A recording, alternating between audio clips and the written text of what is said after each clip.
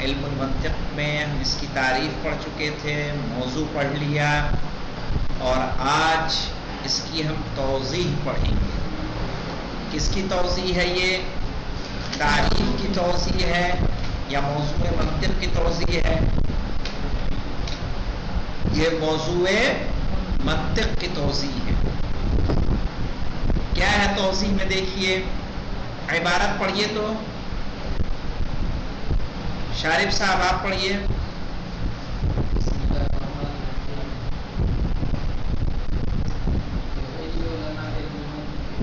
یحیئ لنا علم المنطق قواعد التعریف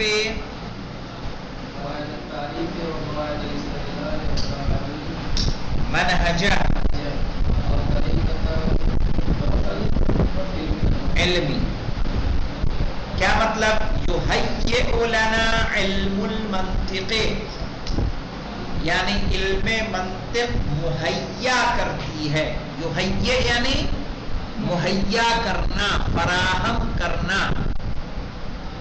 ٹھیک ہے؟ اس کی شرح تو کر چکے ہیں، تو ہمیں علم منطق کیا کرتی ہے، کیا کیا دیتی ہے؟ یحیئ لنا علم المنطق، علم منطق ہمارے لیے مہیا کرتی ہے، مہیا نہیں مہیا کرتی ہے۔ کیا کرتی ہے مہیا ہمارے لیے؟ کیا فراہم کرتی ہے؟ قواعد التعریف، تعریف کے قواعد۔ کیا مطلب تعریف کے قواعد؟ کہ تعریف کسے کہتے ہیں، تعریف کی قسمیں کتنی ہیں، تعریف کے شرائط کیا ہیں، ٹھیک ہے، اصول و ضوابط کیا ہیں۔ تو یہ تمام چیزیں جو ہیں ہمیں کون بتائے گا؟ علم منطق۔ پورا ایک باب آپ کو ملے گا، کئی درس ملیں گے، اس میں اس کا کیا ہے؟ عنوانی تعریف، تعریف کی قسمیں، وحدات زمان وغیرہ سب کچھ نظر آئے گا۔ اس کے علاوہ دیکھیے قواعد الاستدلال، استدلال کے قواعد، قوانین، مثلا قیاس کے کیا قوانین ہیں، استقراء کے کیا قوانین ہیں، تمثیل کے کیا قوانین ہیں، ٹھیک ہے، اور آپ کے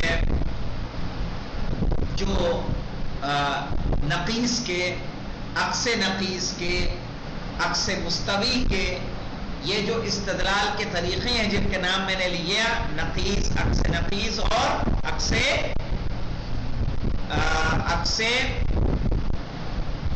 اس کے علاوہ دیکھیے تمثیل ہے، استقراء ہے، قیاس ہے، یہ سب کیا ہیں؟ استدلال کے طریقے، ٹھیک ہے، ان کے ذریعے استدلال کیا جاتا ہے۔ تو سب کا سپریٹ سپریٹ آپ کو سب کے قواعد و ضوابط بتائے جائیں گے، ان کے شرط کیا ہیں اور کیا ان کے اصول و ضوابط ہیں۔ اسی طرح سے وقواعد المنہجہ، منہج کے قواعد، مثلا تاریخ میں بحث کرنی ہے تو اس کا منہج کیا ہونا چاہیے، منطق کا بحث کرنی ہے اس کا منہج کیا ہو، نحو میں بحث کرنی ہے اس کا منہج کیا ہو۔ ایک نمبر کا حاشیہ ہے، یہاں آتی ہے قواعد المنہجہ ای طریقۃ البحث العلمی۔ قواعد المنہجہ سے مراد کیا ہے؟ بحث علمی کا طریقہ۔ آپ تاریخ میں کچھ تلاش کرنا چاہ رہے ہیں، مثلا آج کی شب کس کی ولادت ہے؟ رسول اکرم اور امام جعفر صادق علیہ السلام سے۔ اگر آپ کتاب اٹھا لیں تاریخ انبیاء، تو کیا تاریخ انبیاء میں دونوں کے حوالے مل جائیں گے؟ دونوں کے بارے میں ملے گا؟ نہیں ملے گا، ہے نا؟ تو ہمیں کیا کرنا ہوگا؟ ہمیں کون یہ بتائے گا کہ ہمیں کہاں تلاش کرنا ہے، کون سی بحث کہاں ملے گی؟ کون سکھاتا ہے؟ یہ علم منطق۔ علم منطق سے ہم کرتے ہیں، انسان خود منطقی ہے، اللہ نے ہمیں کیسا پیدا کیا ہے؟ منطقی پیدا کیا ہے، سمجھ رہے ہیں؟ ہم جو کام کرتے ہیں ان میں کہیں نہ کہیں ایک اصول و ضوابط کے پابند ہوتے ہیں کہ نہیں ہوتے ہیں؟ یہ سارا طریقہ کون سا ہے؟ منطق کا طریقہ ہے، سمجھ رہے ہیں؟ تصنیف ہے، ترکیب ہے، ساری چیز، ساری بحثیں انشاءاللہ اس میں آئیں گی۔ تو استدلال کس طرح سے، بحث علمی کس طرح سے کی جائے، تو سمجھ میں آیا؟ وَيُعَلِّمُنَا يُحَيِّئُ لَنَا عِلْمُ الْمَنطِق، علم منطق مہیا کرتی ہے تعریف کے قواعد، استدلال کے قواعد کو اور بحث علمی کے قواعد کو. یہاں پہ آگے خود انہوں نے کہہ دیا او طریقۃ البحث العلمی. کیسے پڑھیں گے؟ عبارت میں پوری پڑھ رہا ہوں. یحیئ لنا علم المنطقی قواعد التعریف وقواعد الاستدلال وقواعد المنہجۃ او طریقۃ البحث العلمی. ٹھیک ہے، کہہ رہے علم منطق مہیا کرتی ہے تعریف کے قواعد، استدلال کے قواعد اور منہج علمی کے یعنی بحث علمی کا طریقہ اور اس کے قواعد. اب دیکھیے جب یہ سب ساری چیزیں مہیا کرتی ہے تو کرتی کیا کیا ہے منطق؟ علم منطق کا دور کیا ہوتا ہے؟ پڑھیے فرقان صاحب.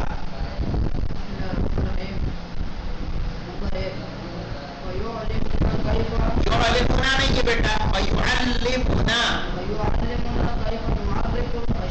کیف نعرف الاشیاء. صحیح ہے.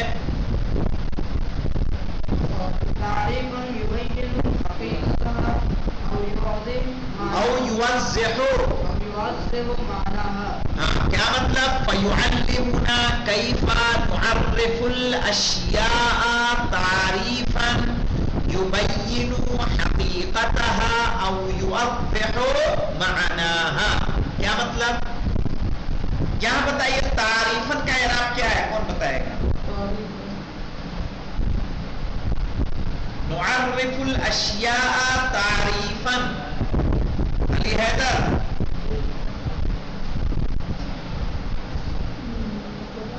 مفعول. مفعول کون سا مفعول ہے؟ مفعول بہی. نہیں، مفعول مطلق ہے. یہ مطلق مفعول مطلق جو تاکید کے لیے آتا ہے، جیسے یطہرکم تطہیرا. اسی طرح نعرف الاشیاء تعریفا.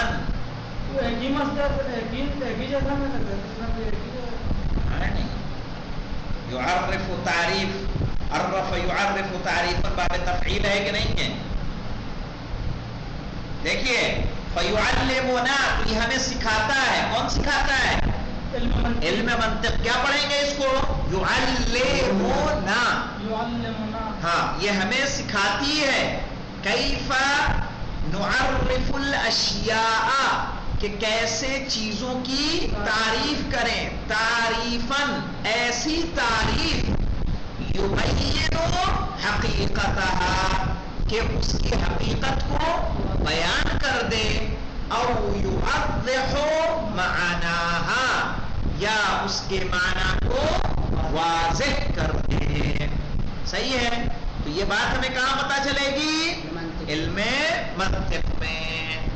اتنے تک مفہوم ہے بیٹا؟ فرقان شارح یبین حقیقتها یعنی ایسی تعریف ہو جو اس چیز کی حقیقت کو کیا کر دے؟ بیان کر دے. بھائی جیسے آپ نے اصول پڑھا تو اصول میں تعریف پڑھی تھی، ٹھیک ہے. منطق ابھی پڑھ رہے ہیں تو منطق کی تعریف پڑھی تو تعریف سے کچھ تو مطلب سمجھ میں آیا کہ منطق ہمیں کیا کرے گی. تو تعریف ایسی ہونی چاہیے جو اس کے حقیقت کو کیا کرے؟ بیان کر دے اور اس کے معنی کو واضح اور آشکار کر دے. اسی لیے تعریف بالغامز جائز نہیں ہے. یعنی ایسی چیز جو جب مبہم سے تعریف جائز نہیں ہے، مساوی سے تعریف صحیح نہیں ہے، بلکہ کیا ہونا چاہیے؟ عام ہونا چاہیے، اشہر ہونا چاہیے. تعریف کے شروط جب آگے پڑھیں گے تو اس میں آئے گا. پتا چلا میں نے آپ سے پوچھا مثال کے طور پر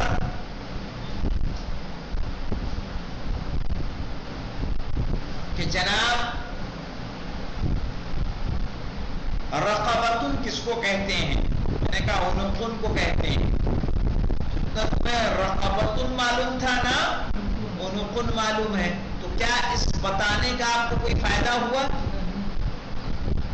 اس تعریف کا کوئی فائدہ ہوگا؟ اگر کسی کی تعریف ہم ایسے الفاظ سے کر دیں جو غامض ہوں، واضح نہ ہو، ٹھیک ہے، تو اس تعریف کا کوئی فائدہ نہیں ہوگا۔ صحیح تعریف کیا ہے کہ اس کے معنی کو واضح کر دے، کہہ رہے ہیں یوضح معناہا، سامنے والا سمجھ سکے۔ ہم خطاب کر رہے ہیں، مجلس خطاب کر رہے ہیں، مجلس خطاب کرنے میں ہم اصول و منطق کے اصطلاحیں استعمال کرتے چلے جائیں، سامنے بیٹھی ہوئی ہے بکری چرانے والی عوام، تو ظاہر ہے اسے کچھ سمجھ میں آئے گا؟ نہیں آئے گا۔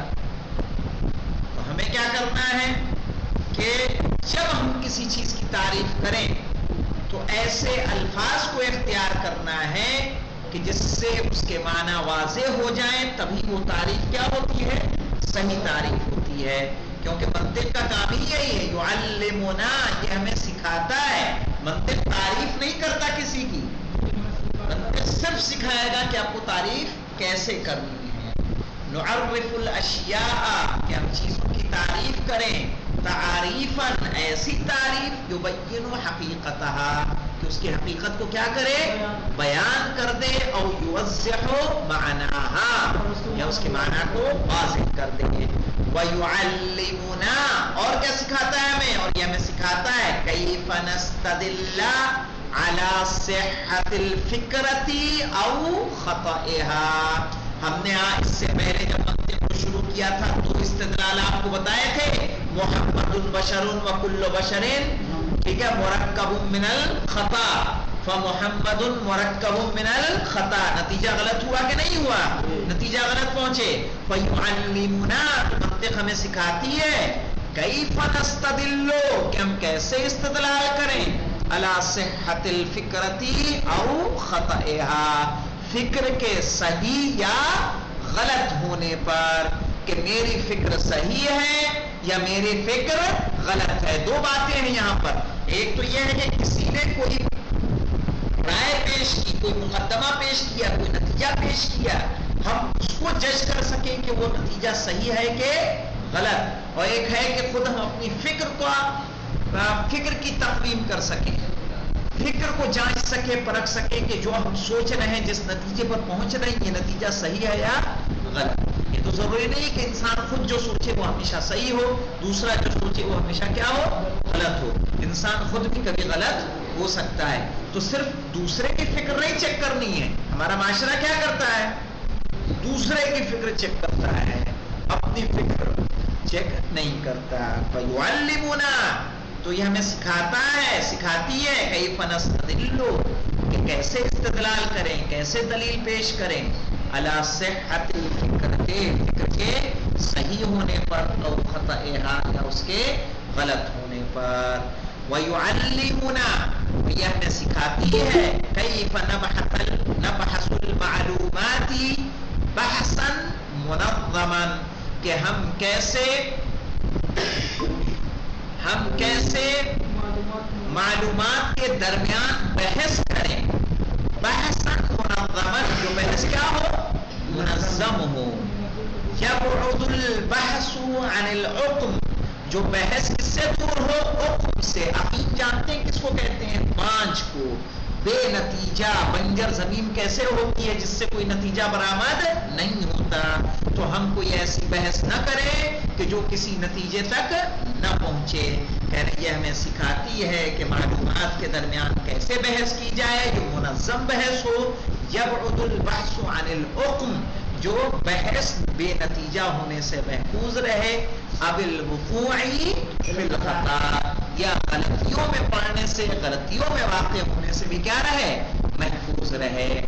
تو منطق کا دور سمجھ میں آیا، کیسے کسی چیز کی تعریف کی جائے کہ اس کے معنی واضح ہو جائیں، کیسے استدلال کیا جائے تاکہ فکر کے صحیح یا غلط ہونے پر استدلال کر سکیں، اور کیسے کوئی بحث کی جائے تاکہ بحث بے نتیجہ ہونے سے بھی محفوظ رہے اور غلطیوں میں پڑنے سے بھی پاک رہے۔ والحمدللہ۔